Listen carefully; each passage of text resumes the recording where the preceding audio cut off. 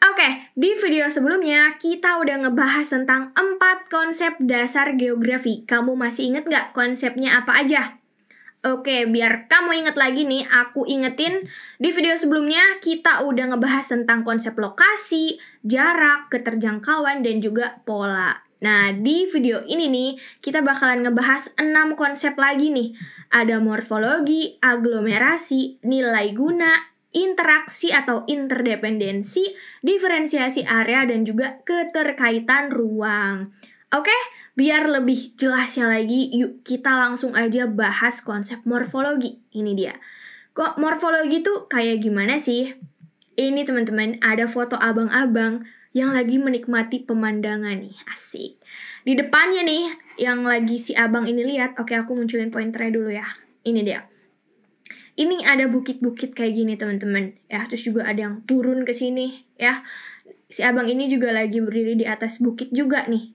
Nah, atau mungkin kamu sendiri, kamu pernah ngalamin kalau misalnya kamu jalan-jalan, kamu ngeliat gitu, kok di sini dataran rendah banget ya, kayak cuman datar aja gitu wilayahnya. Atau kamu juga pernah main ke suatu tempat yang banyak pegunungannya, banyak naik turunnya jalannya, ya kan? Nah, dan itu beragam banget ya teman-teman ya, di satu tempat sama tempat lain tuh bisa berbeda.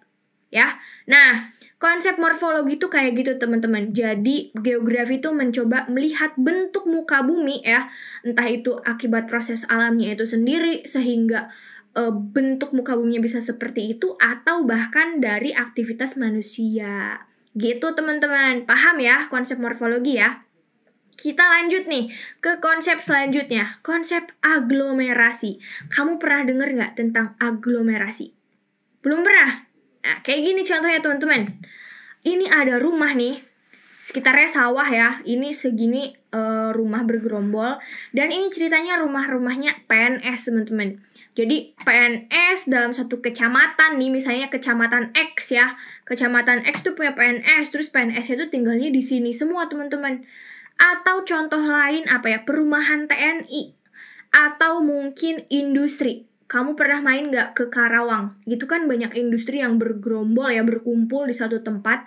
Nah, itu adalah konsep aglomerasi teman-teman. Jadi, konsep aglomerasi itu kecenderungan pengelompokan fenomena dalam suatu wilayah. Jadi, geografi itu mencoba melihat fenomena pengelompokan ini. Gimana sih? Kenapa sih kok mengelompok? Ya, terus ini tujuannya apa?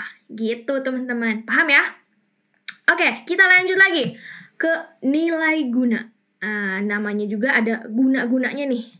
Jadi suatu wilayah, misalnya ini nih. Ini ada, abang-abang lagi nih, lagi main surfing ya. Lagi surfing. Nah, ini kan si abang ini misalnya dia jadi turisnya ya, turis yang lagi surfing di sini. Nah, si abang ini yang lagi main surfing, dia otomatis menjadi menjadi wisatawan, datang ke situ mengeluarkan uang ya buat nyewa alatnya ya kan.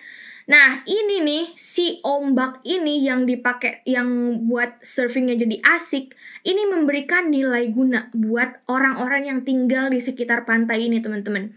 Kenapa? Karena kalau misalnya ombaknya lagi bagus kayak gini kan bisa dipakai dibuka kegiatan wisata, jadi bisa menghasilkan uang ya buat ekonomi lah, buat orang-orang yang tinggal di sekitar pantainya ini gitu. Atau contoh lain misalnya orang-orang yang tinggal di pantai lagi deh, misalnya ada yang jadi nelayan ya kan, jadi mata pencahariannya, atau jadi petani garam. Nah, jadi si wilayahnya ini dia memberikan manfaat. Nah, jadi memberikan manfaat buat orang-orang yang ada di situ. Paham ya? Kita lanjut nih ke interaksi atau interdependensi. Kayak gimana sih? Ini ada kata interaksi nih teman-teman. Di video sebelumnya nih, kamu udah belajar kan, kalau satu wilayah sama wilayah lain tuh punya karakteristik yang berbeda-beda.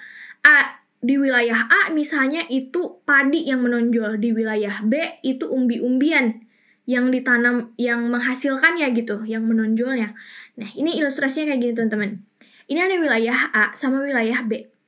Misalnya wilayah A itu wilayah yang banyak perdagangan atau industrinya. Kalau wilayah B ini wilayah-wilayah yang yang masih banyak pertaniannya. Nah, jadi nih wilayah A karena dia punya industri, misalnya industri tekstil deh. Wilayah A nih ngirim barang ke wilayah B. Kita habis memproduksi tekstil nih. Nah, di wilayah B dijual nih di sini. Nah, wilayah B-nya karena dia punya hasil pertanian, dia juga ngasih nih ke wilayah A. Nah, jadi di situ ada saling melengkapi satu sama lain. Asik. Gitu ya, teman-teman ya. Karena wilayah A dan wilayah B karakteristiknya beda, maka di situ ada kegiatan saling interaksi lah dan juga saling interdependensi, saling ketergantungan gitu. Ini dia, hubungan wilayah dengan wilayah lain karena saling membutuhkan. Dan ini dia diferensiasi area. Diferensiasi area tuh kayak gini teman-teman. Misalnya ini ada puncak Jayawijaya di sini ya. Ini bukan Jayawijaya, ini Everest ya. Nah, ini Everest. Jadi ini atasnya ada esnya dan juga ini jadi gunung tertinggi di dunia, teman-teman. Jadi kalau ngomongin diferensiasi area, ini kan ada kata different ya teman-teman ya, berbeda. Jadi gimana sih suatu wilayah ini punya karakter unik atau khas yang ngebedain antara satu wilayah sama wilayah yang lain. Kayak ini pegunungan ini di wilayah lain gak akan ditemuin pegunungan yang kayak gini, ya. Oke? Paham ya? Oke, kalau paham kita ke konsep yang terakhir yaitu keterkaitan ruang. Ini ada yang lagi kebakaran nih teman-teman. Keterkaitan ruang tuh gimana sih maksudnya? Kamu ingat nggak kejadian kebakaran di Riau yang asapnya itu bisa nyampe ke negara Singapura sama Malaysia? Ingat kan? Nah, itu adalah konsep keterkaitan ruang, teman-teman. Karena di situ ada kegiatan mempengaruhi. Kayak misalnya yang kebakaran itu sampai nyampe ke Singapura, ke Malaysia. Jadi yang kebakarannya di Riau, tapi yang kena dampaknya juga di wilayah lain juga. Gitu teman-teman, paham ya? Oke, kalau paham kita review lagi.